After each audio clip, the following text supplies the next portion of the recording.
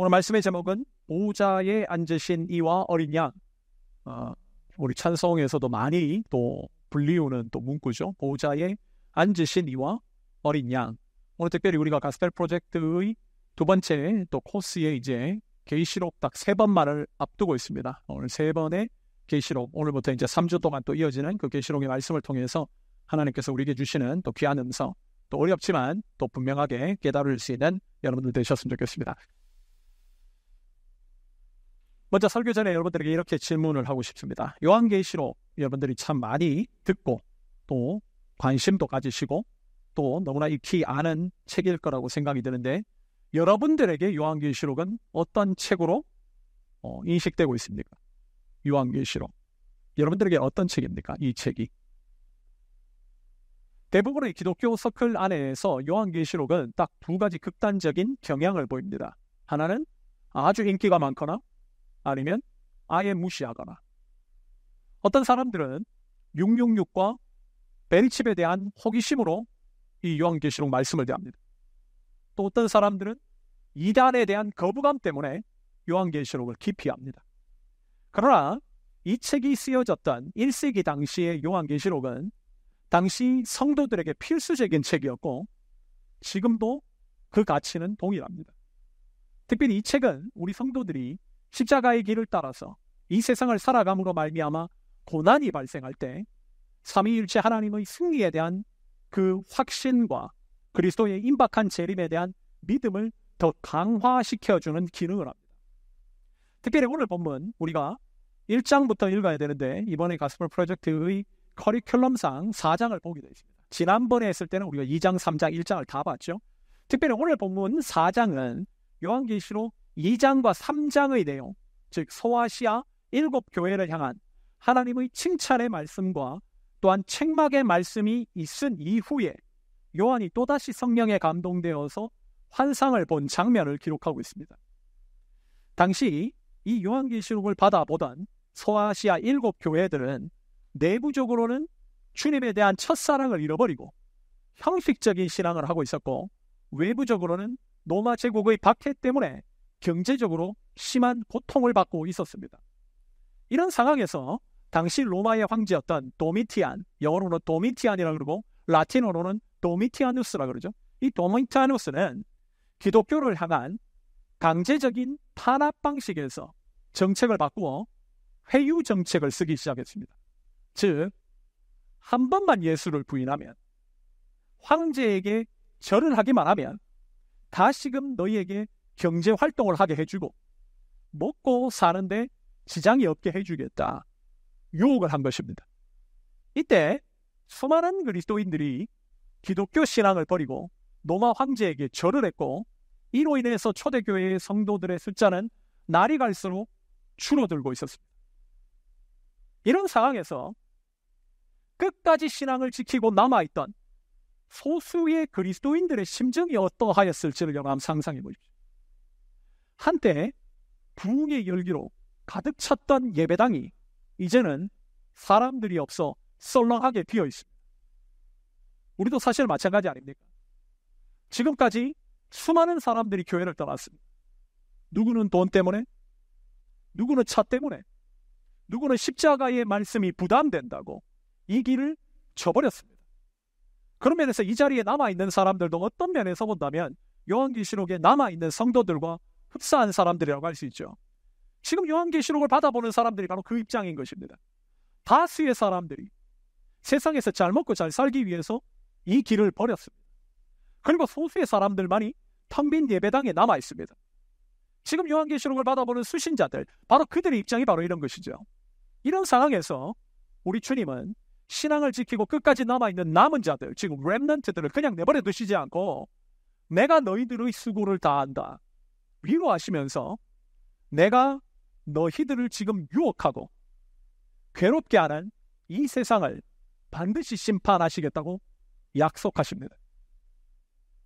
그래서 이제 요한계시록 6장부터는 하나님을 대적하고 이 세상으로 도망간 사람들, 또한 그들을 유혹한 이 세상에 대한 하나님의 철저한 심판이 기록됩니다.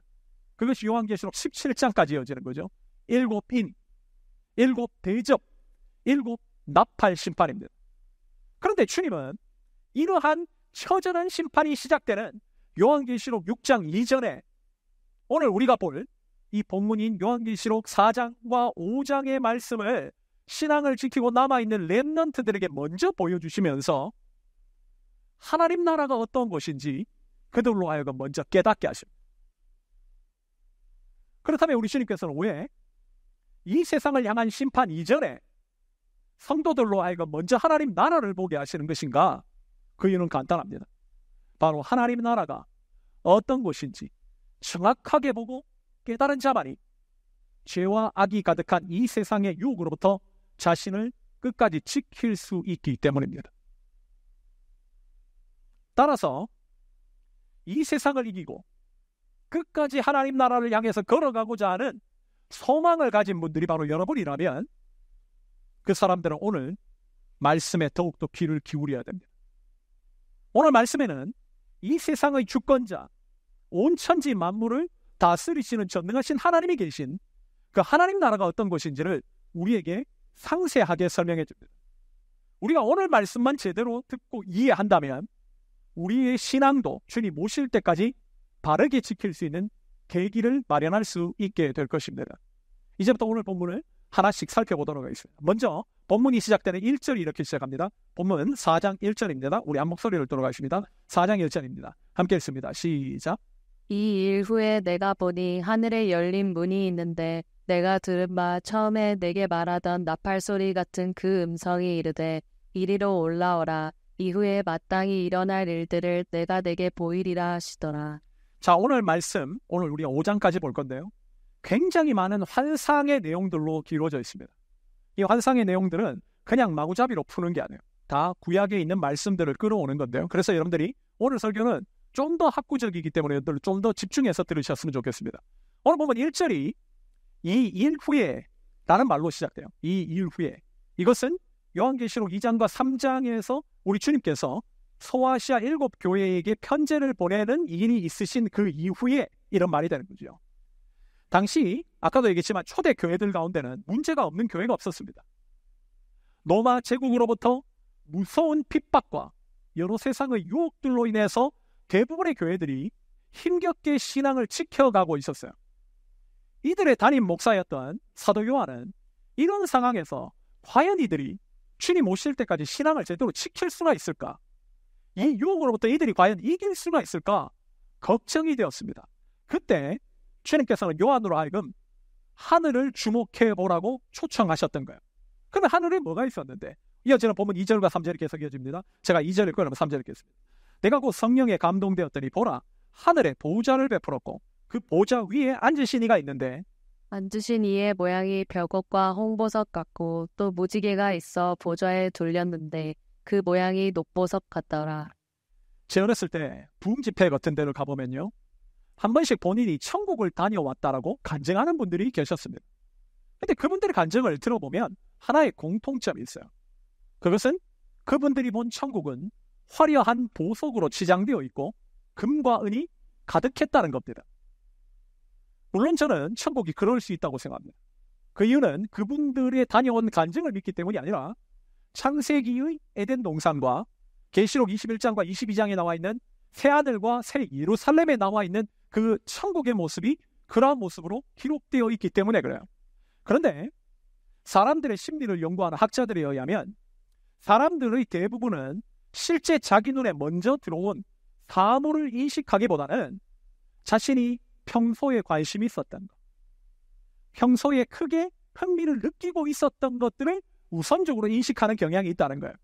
그렇게 본다면 천국이 금은으로 장신되어 있다라고 간증하는 분들은 100번 양보해서 그분들이 실제 천국을 가봤다 할지라도 대개 그분들의 주된 관심이 뭐라는 겁니까?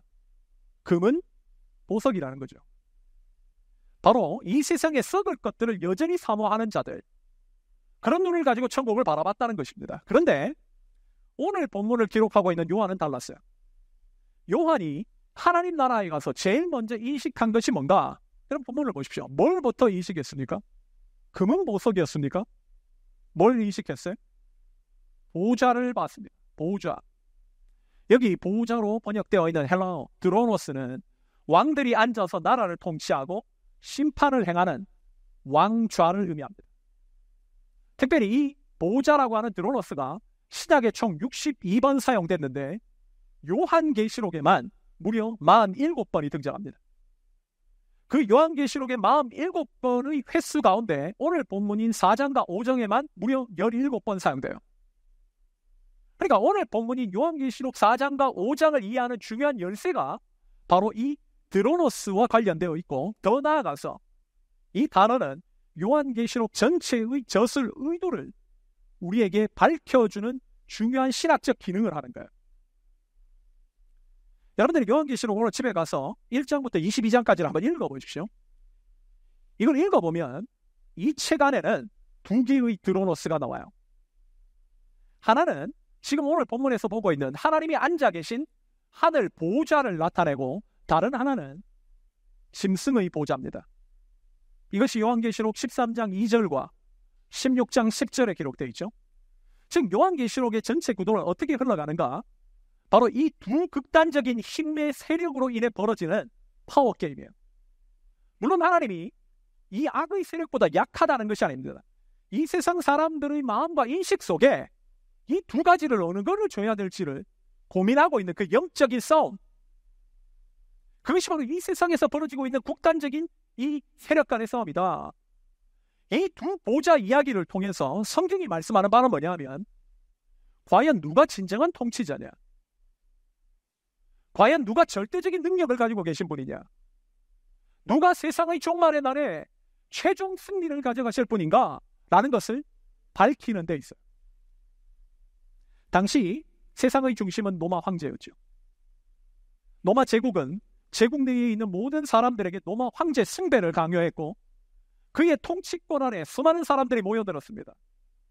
황제는 그들에게 내가 이 세상에서 너희 잘 먹고 잘 살게 해줄게 약속을 했고, 실제 그를 따르는 많은 사람들이 이 세상에서 잘 먹고 잘 살았습니다. 그들에게 로마 황제야말로 진정한 신이었고 찬양과 경배의 대상이었죠. 오늘날도 똑같지 않습니까? 물론 오늘날에는 초대교회 성도들을 힘들게 했던 로마 황제는 존재하지 않아요.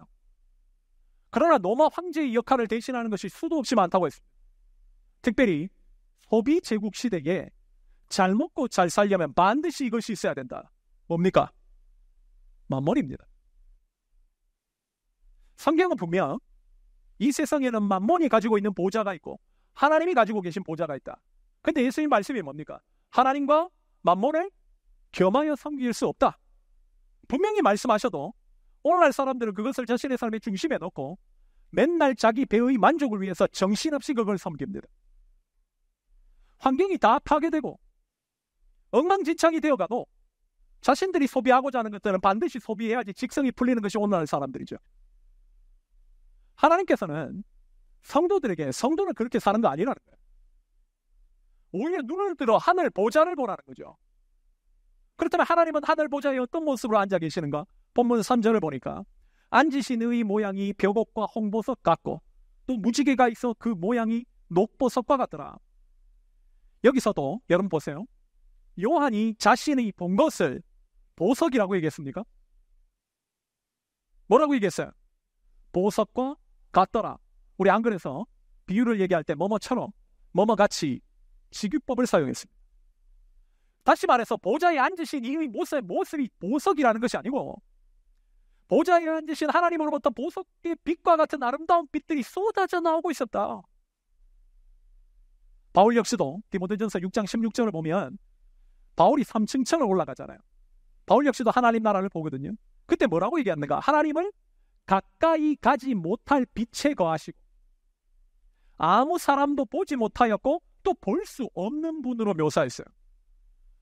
사람이 범접할 수 없는 빛들이 쏟아져 나온다. 요한이 이걸 뭔가 설명할 수 없어요. 왜? 이 세상에서 존재하는 빛이 아니니까. 그래서 직유법을 쓴 거죠. 뭐뭐 같았다. 뭐뭐 흡사했다. 한마디로 하나님은 사람들이 범접할 수 없는 빛에 거하신다는 거예요. 그뿐만 아니라 그분 주위에는 무지개가 걸쳐 있었습니다. 여기서 무지개는 분명한 신학적 의도를 가지고 있어요. 특별히 무지개는 창세기 9장에서 나오는 하나님의 언약을 비유로 하는 거죠. 창세기 9장에서 홍수 사건 이후에 노아는 하나님으로부터 한 언약을 받습니다. 그 언약을 받았는데 그 언약의 약속의 핵심이 뭐냐? 이제는 다시는 이렇게 큰 홍수와 같은 심판으로 하나님께서 세상을 멸망시키지 않는다는 거예요. 많은 사람들이 창세기 9장에 나오는 하나님의 언약을 여기까지 생각합니다. 물로 다시 홍수로 하나님께서 심판하지 않는다. 여러분, 이게 노아의 언약의 내용이 답니까? 노아의 언약은 또 다른 내용이 담겨 있었어요. 나머지 50%가 뭡니까? 생육하고 번성하고 땅에 충만하라. 문화명령이 다시 주어졌습니다. 문화명령이 뭐라고 했죠? 선교적 명령이에요. 이거 굉장히 중요한 내용입니다. 하나님의 보좌에 하나님께서 그걸 계속 기억하고 계신다. 문화적 명령, 선교적 명령. 특별히 이 구절을 신약학자 가운데 트램플 롱맨 3세가 있습니다. 트램플 롱맨이라는 분이 계신데 이분이 이 구절을 이렇게 주석했어요. 한번 들어보세요. 뒤에 나올 겁니다. 하나님은 그분의 종된 백성과 계약을 맺는 위대한 왕이시며 노아는 중요한 인간 대표자로 섬긴다. 그러니까 노아가 하나님께서 새롭게 홍수 이후에 시작되는 인류의 대표로 한마디로 제2의 아담으로 노아에게 이 말씀을 주셨다는 거예요. 그럼 우리에게 다 주어져 있는 말씀이죠. 그게 무슨 내용이냐? 무지개는 하나님께서 인류가 땅에 살 수 있게 하는 환경을 보존하려는 자신의 의도를 확인시켜주는 일종의 창조 언약이다. 탁월한 점이에요. 여러분, 창조의 언약, 즉 이 창조의 언약이 뭐냐? 1장 28절부터 있는 29절에 있는 그 문화명령을 얘기하는 거예요. 문화명령의 핵심이 뭐냐? 앞으로 너희들은 하나님 뜻대로 왕 되시는 하나님이 기뻐하시는 가치를 너희의 삶의 모든 영역에서 구현하는 삶을 살라는 거예요.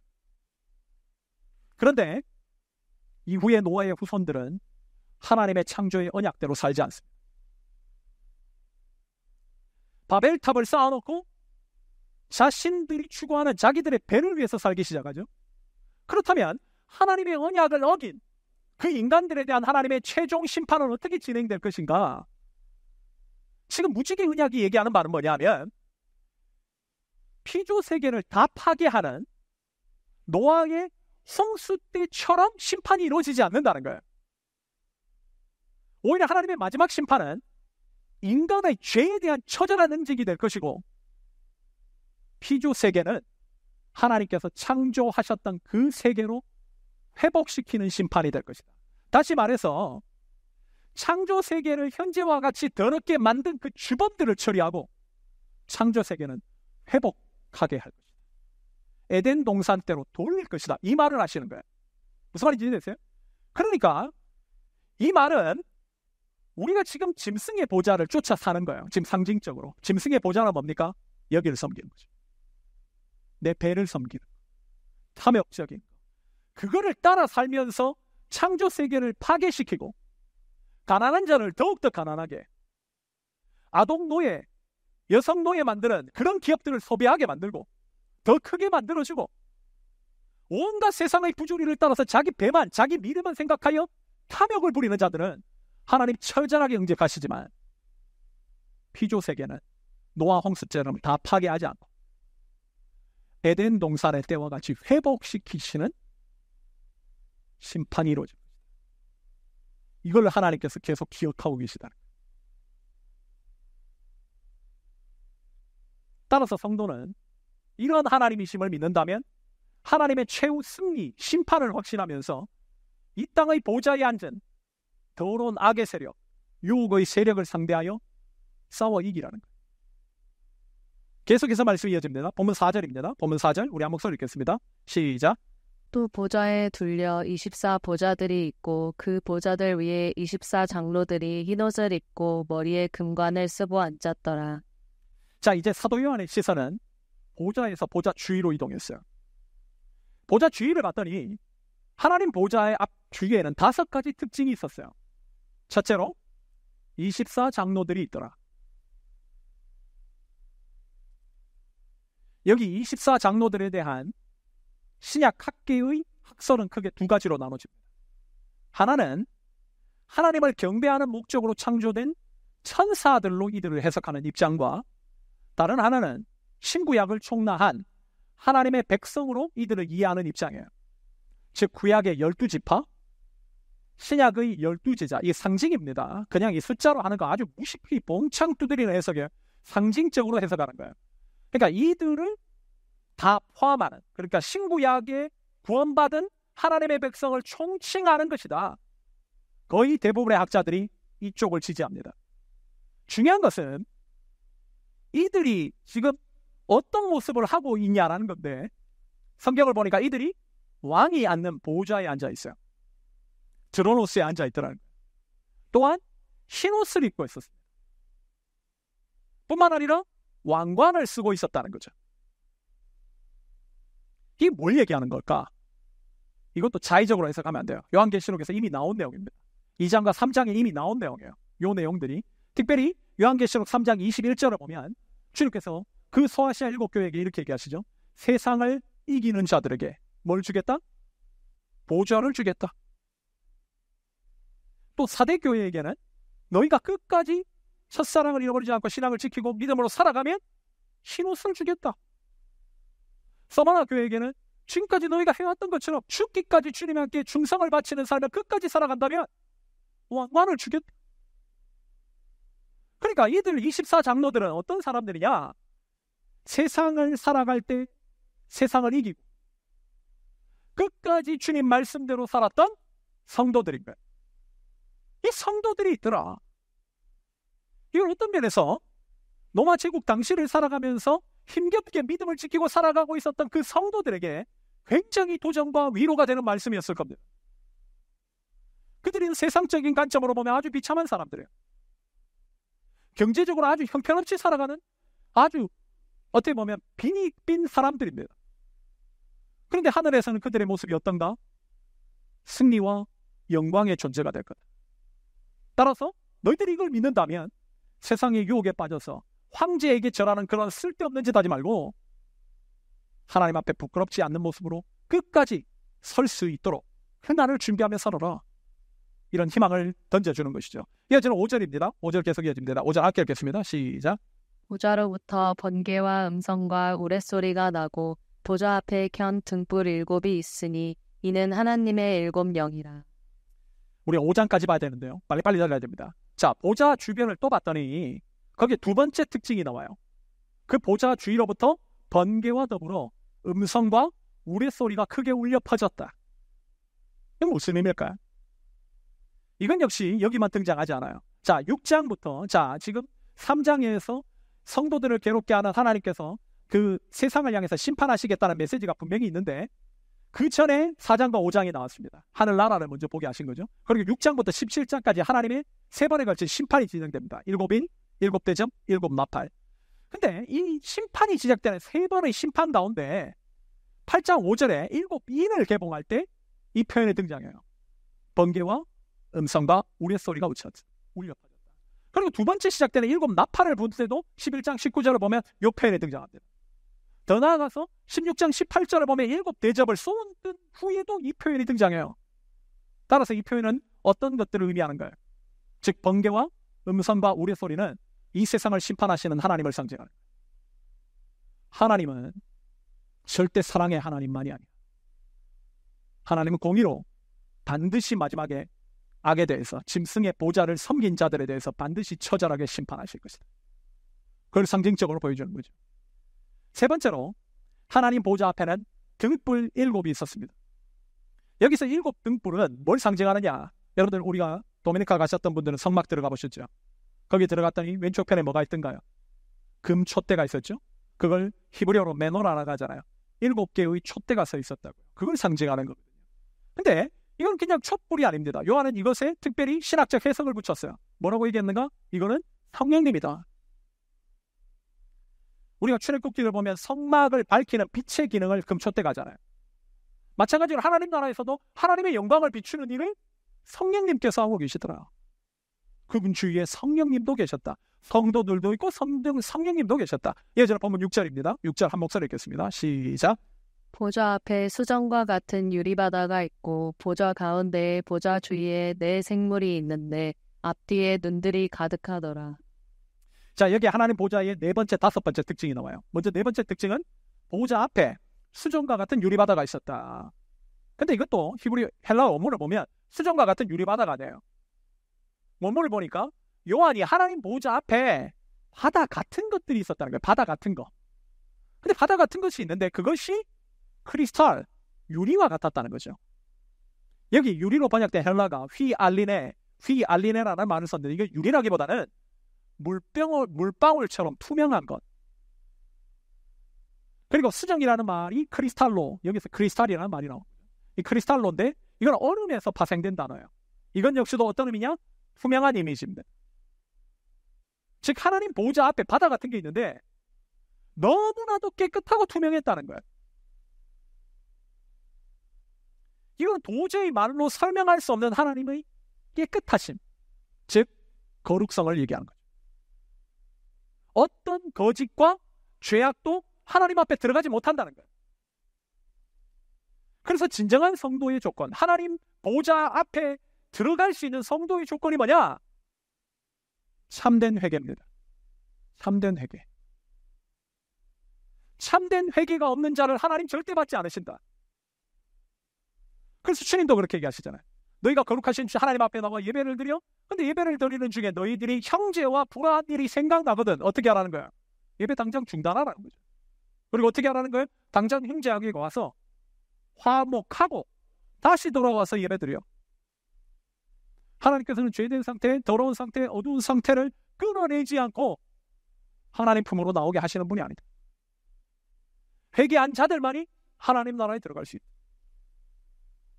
계속해서 이어지는 말씀을 보면 보좌의 주위에 다섯 번째 특징이 나옵니다. 이게 중요한 거죠. 거기 보면 내 생물이 있더라. 내 생물이. 제가 요한계시록에 이런 학자들의 얘기들 또한 이걸 또 해석하시는 또 목사님들 뭐 하시는 분들 얘기 들어보면 이 네 가지 생물을 어떤 분들이 어떻게 이렇게 해석하시더라고요. 이거를 사복음서의 특징을 얘기하는 거야. 이런 해석을 뭐라고 그러냐면 알레고리 해석이라고 합니다. 알레고리 해석. 알레고리가 뭐냐? 아주 이 유대 필로가 만든 해석이죠. 한마디로 얘기하면 이런 게 있는데 이게 상징인데 이거를 뭘로 해석할 수 있는가? 나만 해석할 수 있어, 이 비밀을. 근데 이거를 해석할 수 있는 거를 전혀 딴 걸 갖고 와가지고 붙이는 거, 이런 걸 알레고리 해석이라고 그러거든요. 그러니까 사복음서라고 하는 거죠. 근데 현재 이런 견해를 받아들이는 학자가 없어요. 오히려 이 네 가지 생물을 어떻게 신약학계는 해석하냐면 이거는 각 분야의 최고성을 나타내는 상징물들이라는 거죠. 예를 들어서 사자는 뭡니까? 야생동물의 왕이에요. 독수리는 뭡니까? 조류의 왕입니다. 소는 뭐예요? 가축 중에 최고의 짐승이에요. 사람은 뭡니까? 만물의 영장입니다. 다시 말해서 이 네 생물은 모두 피조 세계를 대표하는 대표적 상징물들이에요. 그렇다면 이들의 역할이 뭐냐? 두 가지야. 하나는 이것들이 눈들이 가득하다는 거죠. 이걸 사실대로 그려가지고 처음 보고 무시무시한 것이야. 막 눈이 막 여러 개 있으니까 막 겁먹고 이러는데 상징입니다. 상징. 눈들이 가득하다는 게 뭐예요? 성경의 눈이 뭡니까? 통찰력이거든요. 영적이 깨어있으면. 그러니까 이삭이 눈이 어둡더라. 뭐예요? 엘리의 눈이 어둡더라. 영적으로 망가진 거예요. 모세는 나이가 들어도 눈이 밝더라. 뭡니까? 실제로 시력이 2.0, 8.0 몽골 사람이었다는 거예요? 영안이 열려 있다는 거예요. 눈은 영적인 통로죠. 이 눈들이 많더라. 이게 뭐야? 내 생물들이 끊임없이 깨어서 하나님의 뜻이 어디 있는지를 찾고 있다. 뭡니까? 하나님 말씀에 대한 열정이죠. 하나님의 뜻을 잘 깨닫는 통찰력이 뛰어나더라. 또 다른 하나는 하나님을 찬양하는 거예요.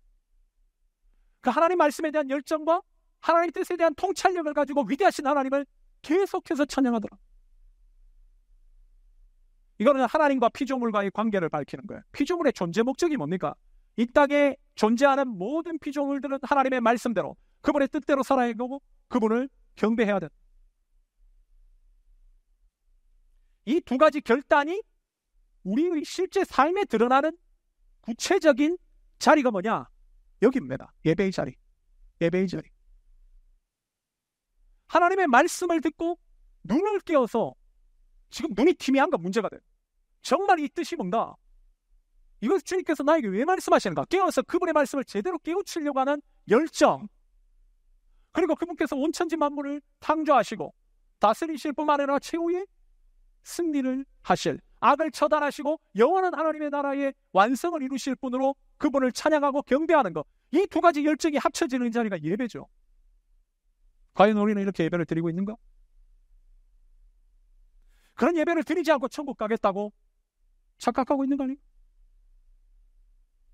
오늘 보면 7절과 9절 보십시오. 이 네 생물은 하나님에 대한 통찰력과 말씀에 대한 열정, 또 하나님을 섬기고자 하는 그런 마음으로 밤낮 찬양해요. 밤낮.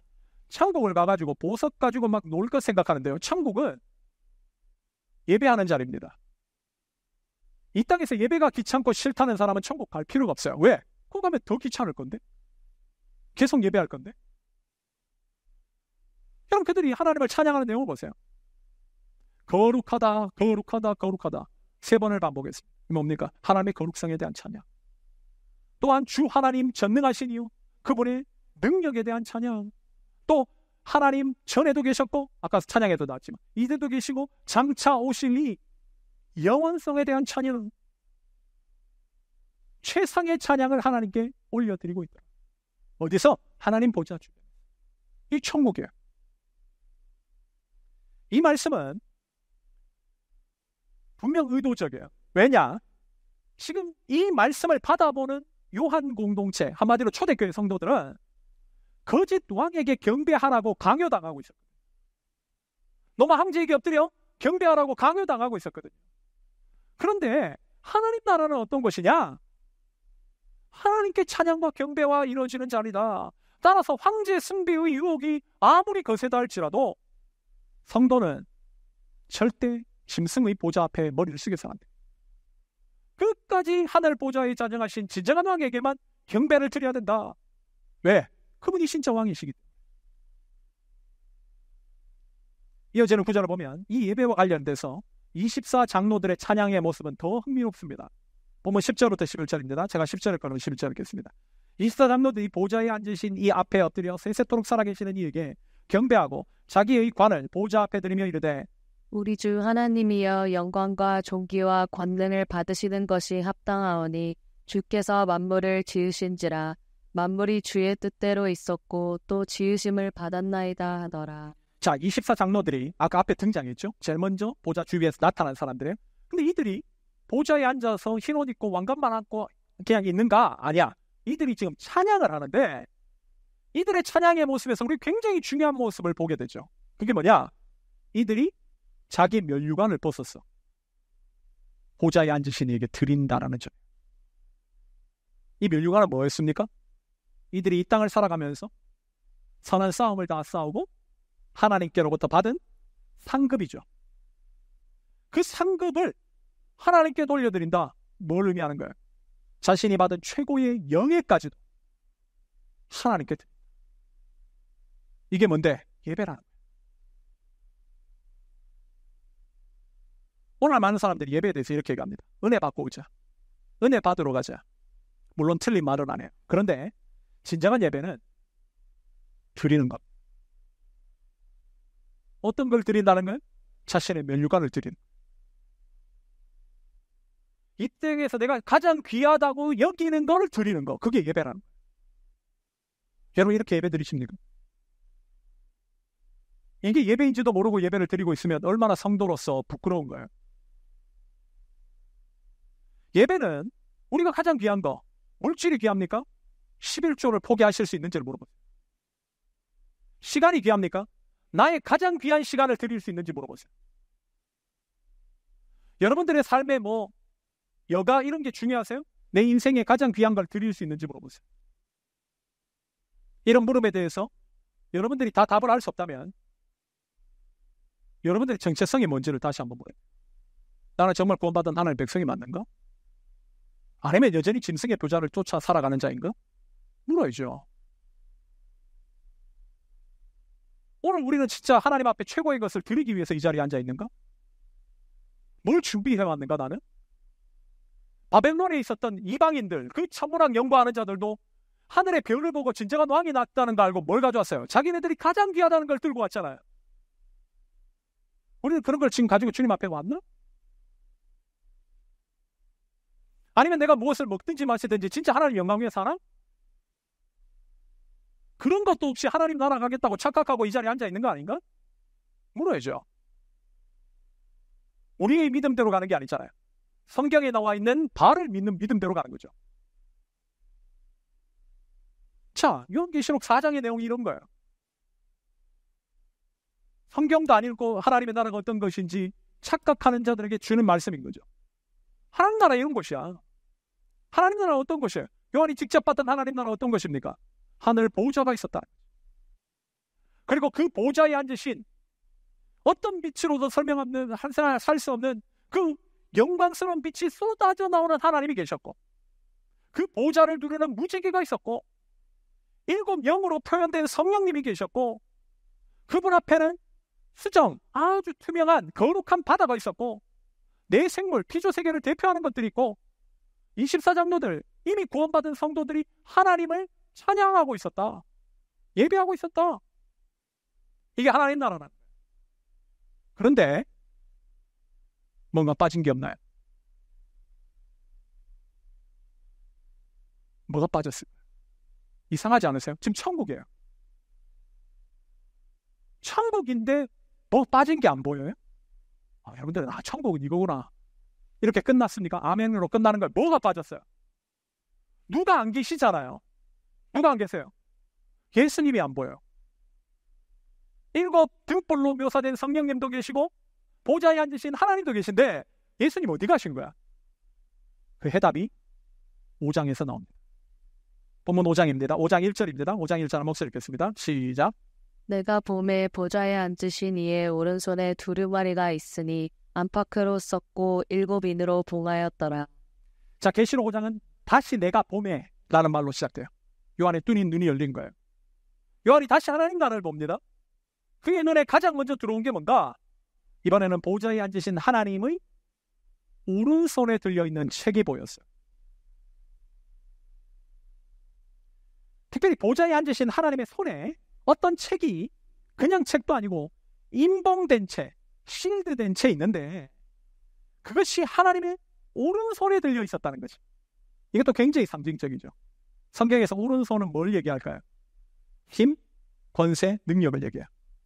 베냐민, 오른손의 아들이죠. 그러니까 능력을 상징하는 거거든요. 요한계시록을 계속 보면 이 책은 앞으로 전개될 이 세상에 대한 심판, 이 책이 열리면서 심판이 시작됩니다. 6장에 보면 6장 1절이 이 책의 인봉이 떼어져요. 그리고부터 심판이 시작되는 거거든요.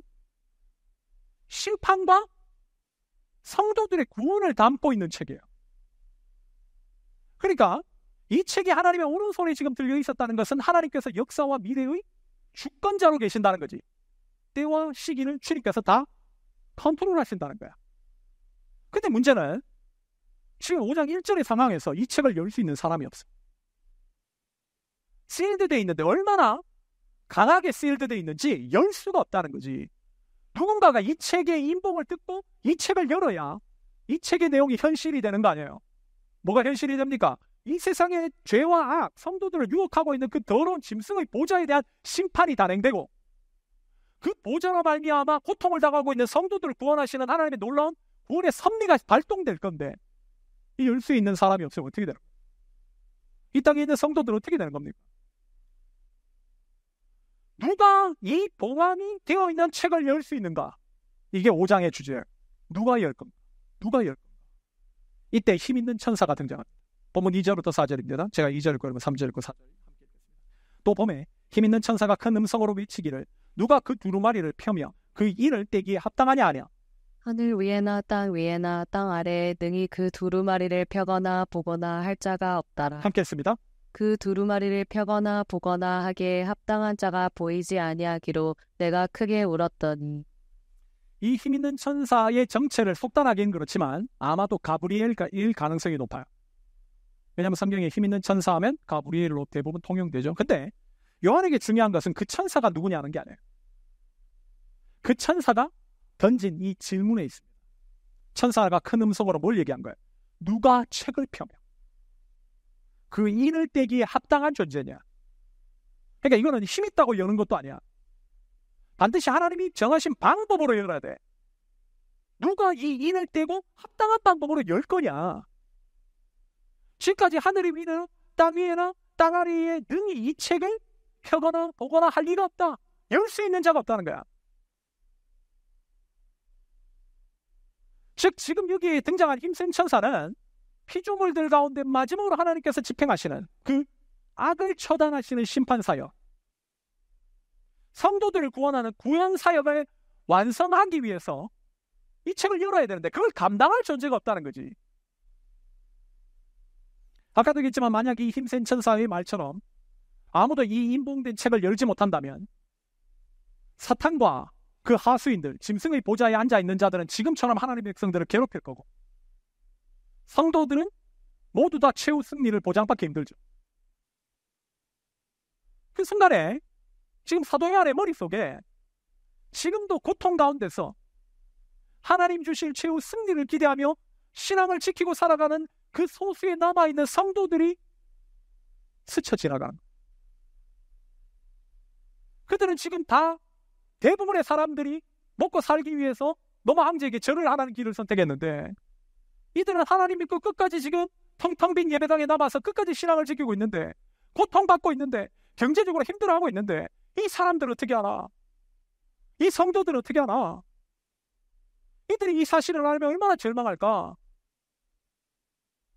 요한이 깊이 낙담한 채 주체할 수 없는 슬픔으로 눈물을 흘리기 시작합니다. 여기 보면 사전을 보면 요한이 울었다라고 하는 헬라어 에클라이오는 그냥 우는 게 아니에요. 소리내어 통곡하는 겁니다. 그러나 요한의 눈물은 단지 절망의 눈물만은 아니었을 거예요. 절망 속에서도 절대로 포기할 수 없는 결연한 의지의 눈물, 즉 하나님의 도우심에 대한, 하나님 도와주시면 안 된다고 하는 간절한 기도의 눈물, 그것이 복합적으로 담겨있는 눈물이죠. 여러분, 성도가 어떤 문제 앞에서 깊이 비통함으로 애통한다는 것은 하나님 앞에서 결코 포기할 수 없는 그분의 응답을 간절히 바란다라는 뜻이기도 합니다. 이런 눈물 흘려보신 적 있나요? 십자가의 길을 걷는데 너무나 낙담이 되는 이 세상의 상황들 앞에서 절망하는 눈물과 동시에 하나님 앞에 간절히 바라는, 하나님의 도우심을 바라는 기도의 눈물을 한번 흘려보신 적이 있나요? 이게 없다면 여러분들 십자가의 길을 한 번도 걸어본 적이 없는 사람. 십자가의 길을 걷는데 어떻게 비통한 일이 안 생깁니까? 한 번도 걸어보지 않았기 때문에 그 눈물의 의미가 뭔지를 모르죠. 특별히 느헤미야서를 보면 느헤미야가 바벨론 왕궁의 술 맡은 간원장이 됐을 때, 되기 전이죠. 자기 친척으로부터 소식을 듣습니다. 그 소식이 뭐였어요? 예루살렘 성의 남아있는 형편에 대한 거예요. 성문이 해파되고 성벽이 허물어지고 사로잡힘을 면하여 남아있는 자들의 형편이 엉망진창이다. 그 소식을 듣자 느헤미야가 1장 4절을 보면 어떻게 했다고 합니까? 수일 동안 앉아서 울었다고 했어요. 그 눈물이 뭘까요? 절망입니까? 아니요. 절망 플러스 하나님께서 도와주셔야 합니다. 하나님의 도우심을 간절히 바란다고 하는 간절한 기도의 눈물이죠. 그러자 어떤 일이 벌어졌어요? 느헤미야가 술 맡은 관원장이 돼. 지금 느헤미야의 눈물과 요한의 눈물은 저는 다르지 않다고 생각해요. 하나님 도와주셔야 된다. 하나님 도와주셔야 된다. 여러분, 아무런 희망이 보이지 않는 절망적인 상황에서 주님의 십자가를 지고 끝까지 걸어가는 자, 최후 승리를 바라면서 눈물로 기도하며 그 길을 걸어가는 자들은 반드시 하늘로부터 위로와 보상이 주어집니다. 여러분, 이게 신앙이에요. 오늘날 우리에게 이 눈물이 필요합니다. 여러분들이 소비지국 시대를 살아가는데 눈물이 없다? 절망이 없다? 말도 안 되는 소리예요. 이 세상을 살아가는데 이렇게 살아가면 우리는 치욕을 당합니다. 욕을 받아요. 십자가의 길을 조롱하는 현실들 수도 없이 많아요.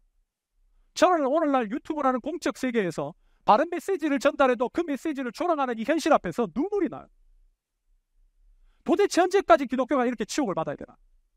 어떻게 해야 기독교가 살아날 수 있나? 절망과 동시에 하나님의 도우심을 말하는 기도, 그 기도는 반드시 응답됩니다. 왜? 성경에서 그런 기도들이 응답됐기 때문에. 주님은 우리가 눈물로 침상을 적실 때 찾아오시는 분이에요.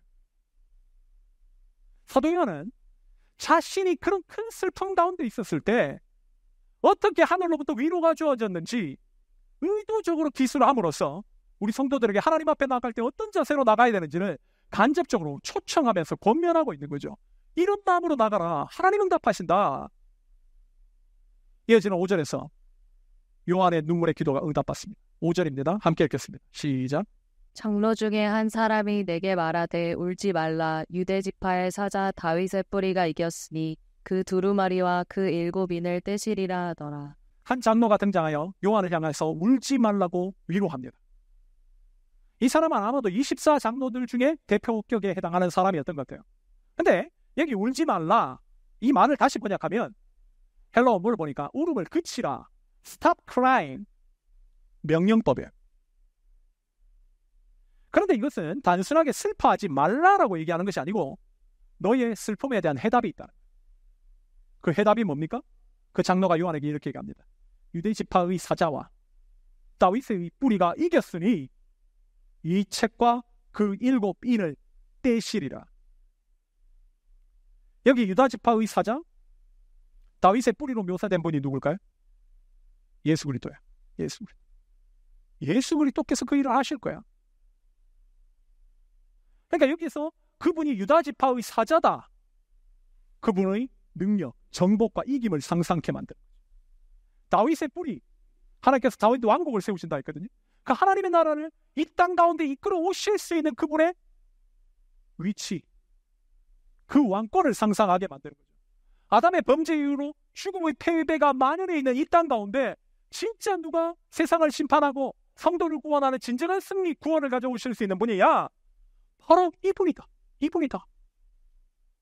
이분이 성도를 괴롭게 하는 이 세상을 심판하시고 주의 신실한 백성들을 구원하실 수 있는 완벽한 능력을 가지고 계신다. 그런데 6절, 7절에서 굉장히 충격적인 모습이 나와요. 제가 6절을 꺼내면 7절 읽겠습니다. 내가 또 보니 보좌와 내 생물과 장로들 사이에 한 어린 양이 서 있는데 일찍이 죽임을 당한 것 같더라. 그에게 7뿔과 7눈이 있으니 이 눈들은 온 땅에 보내심을 받은 하나님의 7명이더라. 그 어린 양이 나아와서 보좌에 앉으신 이의 오른손에서 두루마리를 취하시니라. 지금 장로로부터 희망적인 소식을 들었어요. 눈물로 기도하는 가운데 응답이 주어진 거죠. 그래서 그분이 예수님이다. 요한은 예수님을 알고 있어요. 그렇죠? 예수님이 직계 제자였는데 예수님이 이곳에 계시구나 하고 딱 고개를 돌립니다. 충격적인 장면이 지금 요한의 눈에 들어요. 그 장면이 뭐였습니까? 요한이 상상했던 예수님이 있었을 거예요. 그분이 승천하시면서 하늘로 올라가시면서 지금 장로의 말을 들으면서 그분을 상상했던 모습은 뭐냐? 사자죠. 다윗의 뿌리죠. 그런데 요한이 고개를 들려서 그곳을 봤더니 사자인 예수님이 서 계시지 않고 누가 서 계셨다? 어린 양이 서 있더라. 근데 그냥 어린 양이 아니야. 죽임당한 흔적이 있는 어린 양이 서 있더라. 쇼킹해요. 충격이죠. 어떻게 사자이신 예수님이 죽임당한 흔적이 있는 어린 양으로 저기 서 계신가? 아니 도대체 사자와 어린 양은 무슨 관계가 있는가? 한참의 묵상 끝에 요한은 그 해답을 얻어요. 어떻게 예수님이 하나님이 인도하신 책을 열 수 있는 합당한 능력을 가진 존재로 지금 계실 수 있는가? 그것은 그분이 단순히 사자셨기 때문이 아니라 어린 양의 길을 통과하신 사자셨기 때문이다. 놀라운 말씀이죠.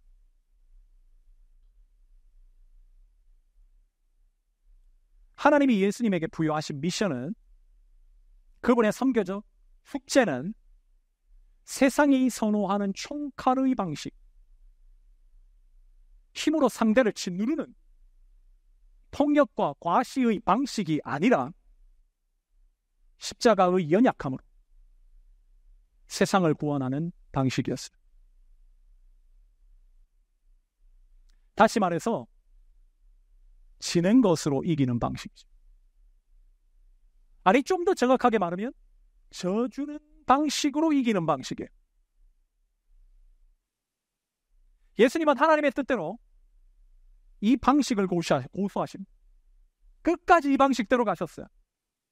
세상을 사랑으로 섬기며 자신의 생명을 다 쏟아 부어내는 방식, 자신의 생명을 다 내어주는 방식, 그 방식으로 세상을 이기셨어요. 결국 그분은 하나님의 미션을 통과하시고 하늘에 오르셔서 그 인봉된 책을 열기에 합당한 존재다 타이틀을 받아. 그래서 세상을 심판하고 믿는 자를 구원하는 만왕의 왕, 만유의 구주가 되셨다는 거예요. 그래서 6장 1절을 보세요. 내가 보매 어린 양이 기 7인 중의 하나를 떼시는데 이제 떼기 시작하는 거예요. 여러분, 특별히 5절에 봉하더라, 5장 1절에 봉하더라 라는 것과 6장 1절에 떼시는데 이 두 단어를 공표해놓고 연결해 놓으십시오. 누가 뗄 수 있는가? 어린 양이 뗄 수 있다. 어린 양이 뗄 수 있다. 죽임을 당한 어린 양이 뗄 수 있다. 하나님의 방식대로 이 세상을 살았던 어린 양이 사자의 능력을 갖고 이 인을 떼신다. 얼마나 놀라운 말씀이에요. 이어지는 본문 8절부터 10절입니다. 자, 8절 읽고 이어지는 말씀 교독을 읽겠습니다. 그 두루마리를 취하심에 내 생물과 24장로들이 그 어린 양 앞에 엎드려 각각 검은고와 향이 가득한 금 대접을 가졌으니 이 향은 성도들의 기도로야. 그들이 새 노래를 불러 이르되 두루마리를 가지시고 그 인봉을 떼기에 합당하시도다. 일찍이 죽임을 당하사 각 족속과 방언과 백성과 나라 가운데서 사람들을 피로 사서 하나님께 드리시고 함께 했습니다. 그들로 우리 하나님 앞에서 나라와 제사장들을 삼으셨으니 그들이 땅에서 왕노릇 하리로다 하더라. 오늘 본문의 거의 마지막 핵심이 되는 말씀이 여기 나왔어요.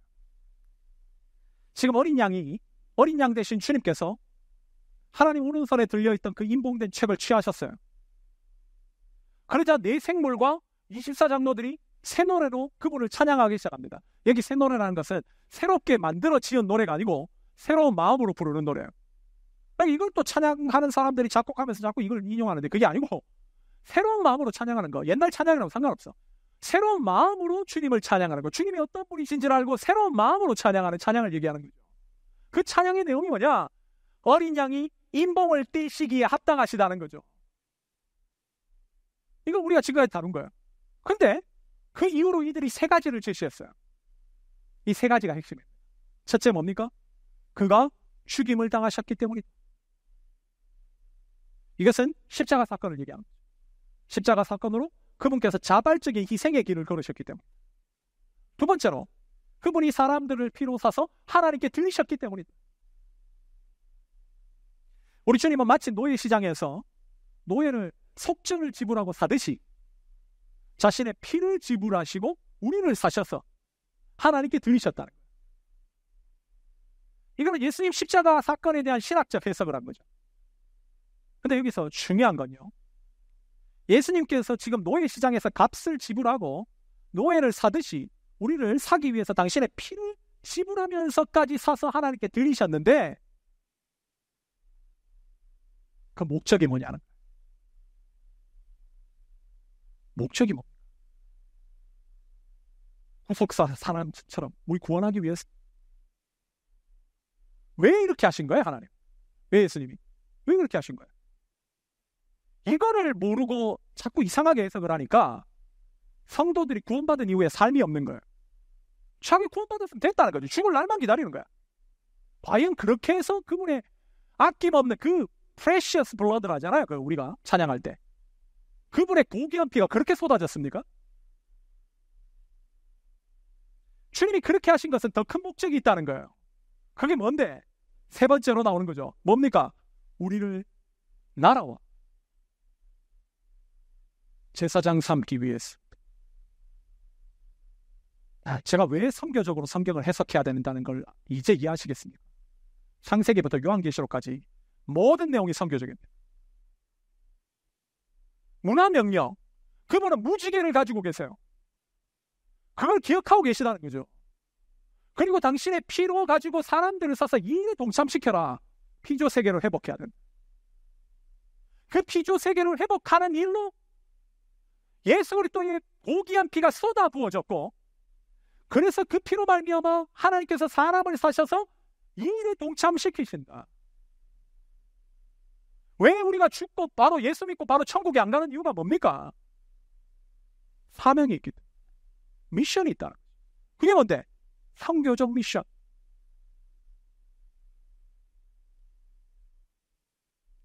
한마디로 십자가의 십자가의 도가 나왔잖아요, 지금.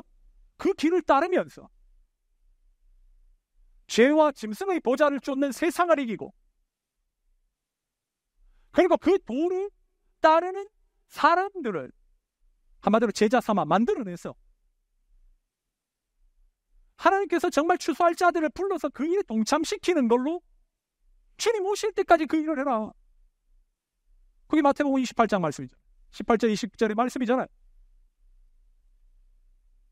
한마디로 우리 성도들이 하나님 명령하신 그 문화명령을 수행하도록 하기 위해서 하나님께서 우리에게 이런 일을 행하셨다. 그렇다면 어떻게 우리가 그 문화명령을 우리의 삶을 통해서 성취할 수 있는가? 주님께서 승리하신 방식, 어린 양의 길을 통과하라는 거죠. 이게 5장의 핵심 메시지. 그 길이 뭐예요? 십자가 지라는 거예요. 세상이 힘의 방식으로 살아간다, 돈의 방식으로 살아간다, 그걸로 말미암아 이 땅에서 승리할 길을 추구한다면 너희는 그렇게 살아서는 안 돼. 너희는 십자가의 사랑과 희생의 방식으로 승리하는 길을 걸어야 돼. 그래야 세상이 정복돼. 그래서 최후 승리를 얻게 됩니다. 주님께서 이 말씀하십니다. 한마디로 우리의 승리의 방식은 고난을 인내로,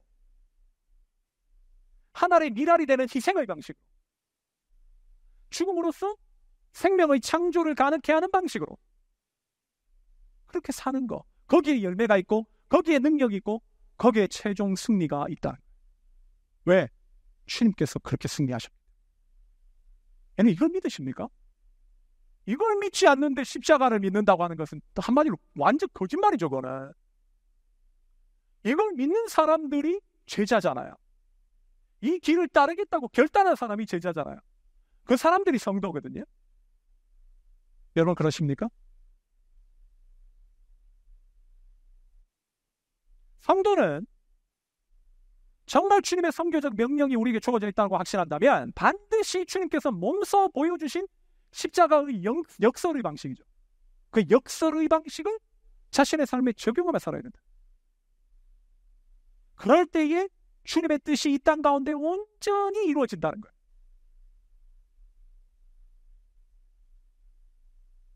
마지막으로 본문 11절부터 14절입니다. 제 11절 읽겠습니다. 내가 또 보고 들음에 보좌와 생물들과 장로들을 둘러싼 많은 천사의 음성이 있으니 그 수가 만만이요 천천이라. 큰 음성으로 이르되 죽임을 당하신 어린 양은 능력과 부와 지혜와 힘과 존귀와 영광과 찬송을 받으시기에 합당하도다 하더라. 내가 또 들으니 하늘 위에와 땅 위에와 땅 아래와 바다 위에와 또 그 가운데 모든 피조물이 이르되 보좌에 앉으신 이와 어린 양에게 찬송과 존귀와 영광과 권능을 세세토록 돌릴지어다 하니 늘 생물이 이르되 아멘 하고 장로들은 엎드려 경배하더라. 어린 양 예수께서 7인으로 봉한 두루마리를 취하셨어요. 책을 취하시자 모든 상황이 180도 전환됩니다. 바뀌어버려요. 불안과 슬픔이었어요. 걱정이었습니다. 근데 어떻게 돼요? 찬양과 기쁨의 예배로 완전히 탈바꿈합니다. 8절부터 10절을 보면 처음에는 보호자 앞에 4생물이, 그 다음에는 24장로들이, 그 다음에는 그들이 다 합하여 찬송을 부르더니 마침내 보호자를 옹이하고 있던 천천만만의 천사들이 찬양을 부르기 시작해요. 그리고 13절을 보니까 하늘과 땅의 모든 피조물들이 하나님을 찬양하더라. 뭘 말씀하시는 거예요? 이게 진짜 승리의 길이라는 거예요. 이게 진짜 구원의 길이라는 거죠. 이 땅에 있는 성도들은 따라서 이 땅의 짐승을 섬기지 말고 끝까지 믿음 잃지 말고 십자가의 길을 걸어가라. 어린 양의 길을 따르라. 말씀하심으로써 계시록 5장이 마무리됩니다. 자, 그렇다면 오늘 말씀이 길었지만 우리에게 이 말씀이 주는 메시지가 뭘까 다시 한번 생각해보자. 오늘날은 로마 황제가 황제의 역할을 하는 시대가 아니에요.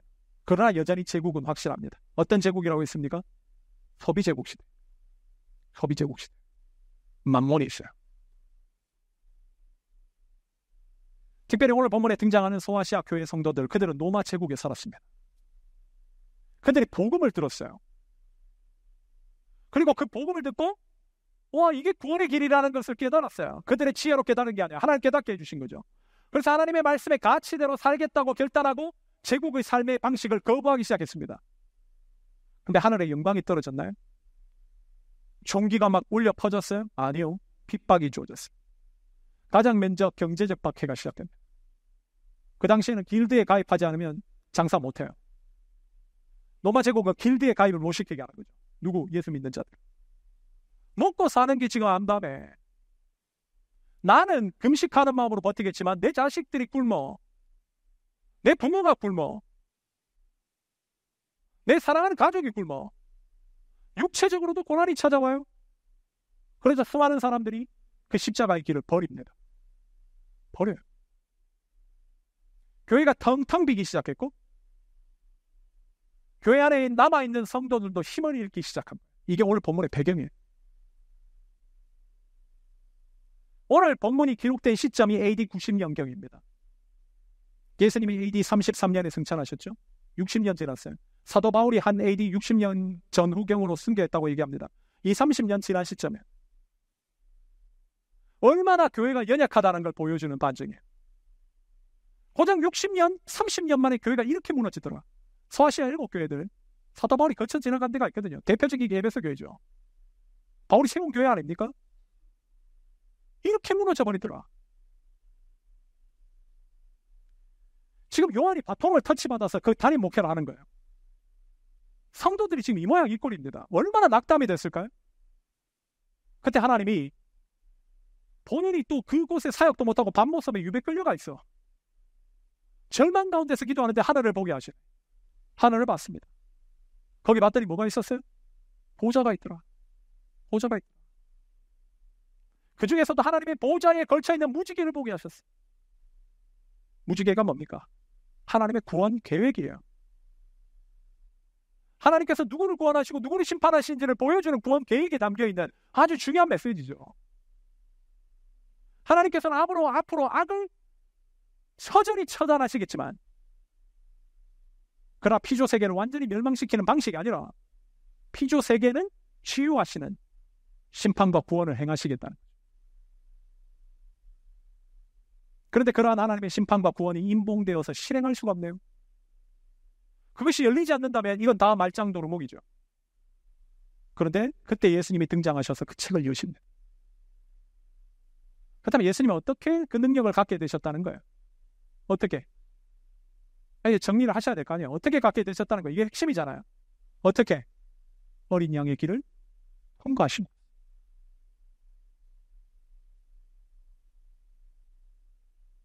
여러분, 그분이 십자가를 지셨다는 것은 단순히 우리를 구원하시기 위함만이 아니에요. 잘 들으십시오. 그분이 십자가를 지셨다는 것은 우리를 구원하여 당신의 제사장 삼기 위함이었어요. 선교적 목적. 원래 이 사명이 누가 가지고 있었던 사명입니까? 이스라엘이 가지고 있었던 사명이에요. 근데 이들이 이 사명을 잘 감당했던가요? 아니요. 제국의 가치를 따라서 끊임없이 제국이 되고자 하고 제국의 뒷국무리를 쫓아다녔습니다. 그렇게 어떻게 됐어요? 버려지게 됐어요. 한 번 받은 구원이 영원한 구원이라고요? 어디 성경이 그렇게 얘기합니까? 하나님은 바울의 표현을 빌리자면 원가지가 잘려나간 자리, 로마서를 좀 제대로 읽으십시오. 원가지가 잘려나간 자리에 세 가지를 접붙이십니다. 그 세 가지가 뭐예요? 이방인들을 접붙이십니다. 원가지는 뭐죠? 이 사명을 잘 감당하지 못한 자들을 잘라버리셨다는 거예요. 이 이방인이라는 가지는 우리까지 포함됩니다. 왜 우리가 구원받았나? 우리 예수님을 본 적도 없어요. 예수님과 같은 민족도 아니었습니다. 예수님과 같은 지리에 살지도 않았어요. 그런데 이방인인 우리가 왜 지금 이 자리에 있는가? 하나님의 기대가 있는 거예요. 그 기대가 뭡니까? 선교적 사명을 잘 감당하라는 거죠. 그렇다면 이 선교적 사명을 어떻게 잘 감당해야 되는가? 그 답이 예수님의 삶의 방식이라는 거예요. 어린 양의 길을 통과하는 십자가입니다.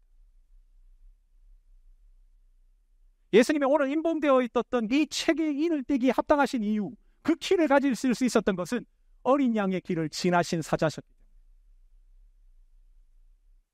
신약시대의 많은 사람들이 메시아가 세상의 방식으로 노마를 몰아내고 하나님 나라를 세우기를 기대했습니다.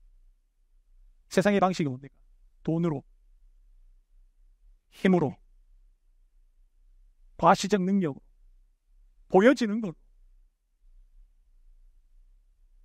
그러나 예수님은 사람이 기대하는 방법으로 세상을 구원하시지 않았습니다. 오늘날 많은 사람들, 적지 않은 사람들, 본인이 돈이 없어서 전도를 못한대요. 여러분, 우리가 지난주에 봤던 사도행전 28장과 오늘 말씀은 굉장히 저는 오버랩된다고 생각해요. 특별히 사도행전 28장 10절을 보면 바울이 유대인들 큰 어른들은 부르죠. 자기의 그 사우리오 창고에. 그때 바울이 그들을 불러놓고 얘기한 말이 있습니다. 뭐냐?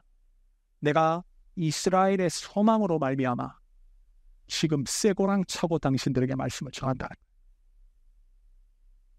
당시 황제에게 상소했던 미결수는 그냥 편하게 있지 않았어요.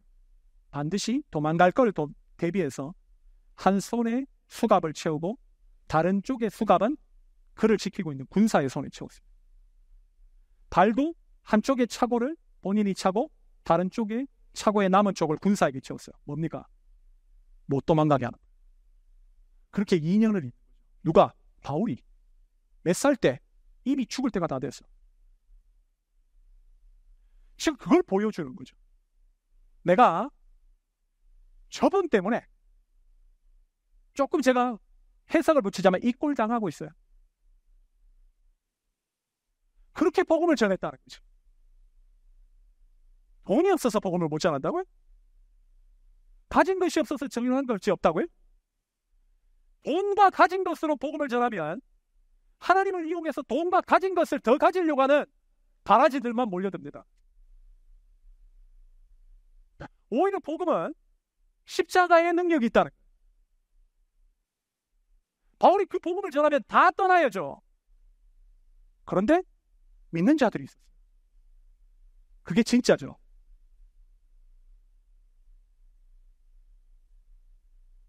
우리 성도들이 하나님의 선교적 사명을 어떻게 감당하는 줄 아세요? 여러분들 직장 가지고 감당하는 것만 아닙니다. 여러분들 직위 가지고 감당하는 거 아니에요. 돈 가지고 감당한다 착각하지 마십시오. 성경을 어디서 그렇게 왜곡합니까? 십자가로 감당합니다. 진짜 십자가 지면 능력이 나타나요. 우리에게 왜 전도의 능력이 안 나타나는가? 선교적 능력이 안 나타나는가? 일상에서 십자가를 안 지기 때문에. 직장에서 십자가를 회피하기 때문에 그래요. 오늘날 소비제국 시대의 가치에서 이걸 등지고 살아간다 쉽지 않죠. 여러분들 보니까 이미 후퇴하고 있는 게 보여요. 고작 그거 찾기 힘들다고 후퇴하고, 고작 귀찮다고 후퇴하고, 내 자식한테 조금 더 좋은 거 주겠다고 후퇴하고, 수많은 어린이들이 제대로 돈도 못 받고 노동의 현장에서 그 옷 만든다고 죽어나가고 있는데 그거를 구매하면서 희희낙낙거리는, 그게 무슨 선교적 사명입니까? 그거 귀찮다고 도대체 십자가는 어떻게 질 겁니까? 그런 사람들이. 이것이 짐승의 보좌를 섬기는 거예요. 짐승의 보좌가 딴 게 아니에요. 내 배를 섬기는 거죠. 탐욕과 탐심, 철저하게 우상화되어 있는 내 배를 섬기는 거예요. 특별히 골로새서 3장 6절을 보면 이것으로 말미암아 하나님의 진노가 임한다. 진노는 신구약에서 하나님의 심판을 상징하는 표현이죠. 선교적 삶을 살아야 되는 성도들은 반드시 윤리적 삶을 회피할 수 없습니다. 여러분, 우리는 주님의 최후 승리에만 동참하도록 부르심을 받지 않았어요. 착각하지 마세요. 성경의 핵심이 뭐냐? 승리를 향하는 과정에도 동참하라는 거예요. 이게 무슨 말인지 이해되십니까? 여러분들 마지막 날에 구원받을 것만 생각하세요? 착각하지 마십시오. 과정을 무시한 채 구원 없습니다. 얼마 전에 한국 축구 감독 선임 때문에 문제 많았죠. 왜 문제인가요, 그게? 과정을 무시했다는 거예요. 축구협회 카르텔은 뭐라고 얘기합니까? 결과만 잘 내면 되지 않냐는 거지. 그들은 여전히 결과주의야. 옛날에 7, 80년대 박정희 시대 시스템. 결과만 내면 모든 국민들이 개돼지이기 때문에 좋아할 거다. 근데 오늘날은 그렇지 않다는 거예요. 과정이 올바르지 않기 때문에 너희가 어떤 결과를 해도 박수 쳐줄 수 없다는 거죠. 굉장히 성경적이지 않나요? 성경 똑같거든요. 십자가 없는 구원 있습니까? 우리의 구원, 십자가 없는 구원 아니에요. 주님께서 십자가 지심으로 말미암아 우리의 구원을 이루셨듯이 그걸 믿는 자는 철저하게 주님께서 걸어가신 그 십자가의 길을 걸으라는 거예요. 그것이 멸망하는 자들에게 미련한 길이죠. 그러나 바울이 고린도전서 1장 18절에서 뭐라고 얘기합니까? 구원을 얻는 우리에게는 하나님의 능력이 임하는 길. 그래서 나는 쇠고랑 차고 이스라엘 소망을 계속 전하는 거야. 여기에 승리가 있거든. 얼마나 놀라운 역설이에요. 세상에서 일 잘하면 돈도 주고 명예도 줍니다. 칭찬도. 그러나 주님 십자가 지면 돈도 없어요. 명예도 없습니다. 심지어 욕들 조롱받습니다. 그러나 우리가 주님의 최후 승리 방식이 이 방식을 진짜 믿는다면, 정말 4장과 5장의 말씀을 주신 주님께서 이 방식이 진짜 맞는 방식이야 라는 것들을 지금 우리에게 알려주신다는 사실을 진짜 믿는다면 우리는 이 과정에 반드시 동참해야 돼요. 이 길을 반드시 걸어야 돼요. 나를 희생하면서, 좀 져주면서, 좀 숙이면서, 나를 희생 좀 하면서 그렇게 살면 결국 마지막에 많은 열매가 맺힐 것이고 부활의 승리를 경험하게 됩니다. 왜? 그것이 우리 주님께서 부활의 주님이 되신 승리의 공식이기 때문에. 오늘 주님께서 우리를 이 자리로 초대하고 계십니다. 우리 다 같이 기도하도록 하겠습니다.